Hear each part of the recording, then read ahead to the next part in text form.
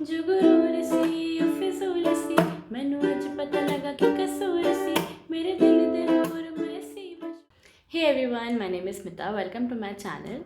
और आज मैं लेके आई हूँ ukulele tutorial for the latest release by Anuj Jain called Afsos. काफ़ी ही सुंदर सॉन्ग है और इसे बजाने के लिए भी हमें बस 3 कॉर्ड्स लगेंगे। प्लस मैं 2 अलग तरह के स्ट्रमिंग पैटर्न्स बताऊंगी, तो डिपेंडिंग ऑन आप जिसमें भी कंफर्टेबल हो आप वो प्ले कर सकते हैं।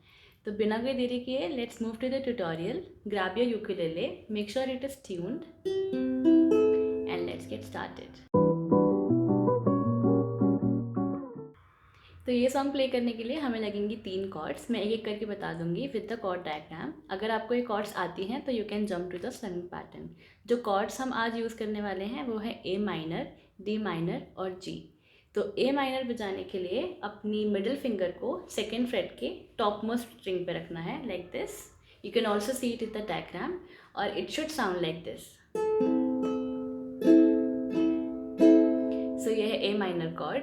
Next is D minor chord. D minor बजाने के लिए ए माइनर को पकड़िए, जो आपकी थर्ड फिंगर है उसे सेकेंड फ्रेट के थर्ड स्ट्रिंग पे रखना है, और जो आपकी फर्स्ट फिंगर है या कि इंडेक्स फिंगर उसे फर्स्ट फ्रेट के सेकेंड स्ट्रिंग पे रखना है। So this is your D minor and it should sound like this.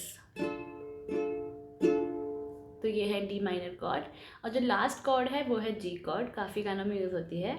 उसे प्ले करने के लिए अपनी इंडेक्स फिंगर को सेकेंड फ्रेट के थर्ड स्ट्रिंग पे रखना है, मिडिल फिंगर को उसी फ्रेट के फर्स्ट स्ट्रिंग पे, और जो रिंग फिंगर है उसे थर्ड फ्रेट के सेकेंड स्ट्रिंग पे रखना है।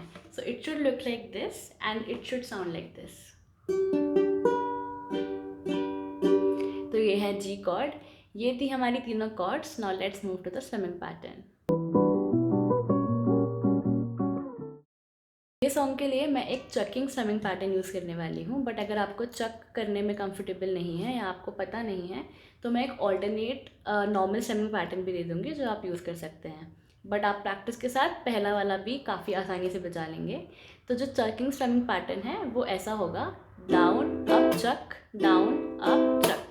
तो बस हमें डाउन अप चक करना है, और पहला वाला जो डाउन अप चक है वो तेज़ होगा और उसके कंटिन्यूशन में जो होगा वो थोड़ा सा स्लो होगा। तो आइडियली गाने में ऐसा साउंड करना चाहिए,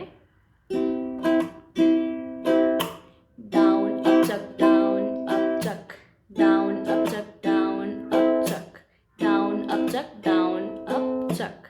तो this is the strumming pattern. अगर आप चक नहीं कर सकते, आपको ये मुश्किल लग रहा है, तो आप नॉर्मल स्ट्रमिंग पैटर्न यूज़ कर लीजिए जो मैंने अपने काफ़ी गानों में ऑलरेडी यूज़ किया है।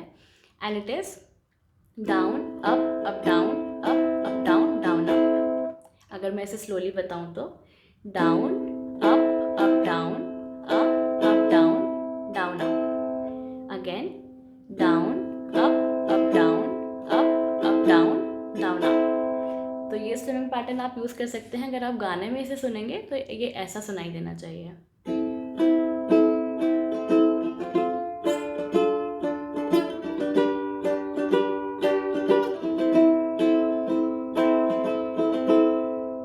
तो ये है दूसरा स्ट्रमिंग पैटर्न। आपको जो अच्छा लगे आप वो यूज़ कर सकते हैं।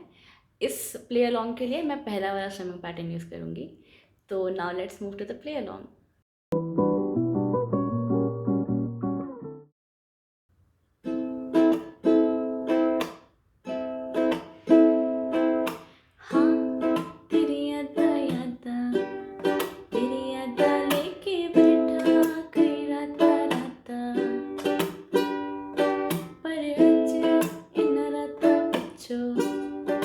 सब सच नजरे होता कि वे अका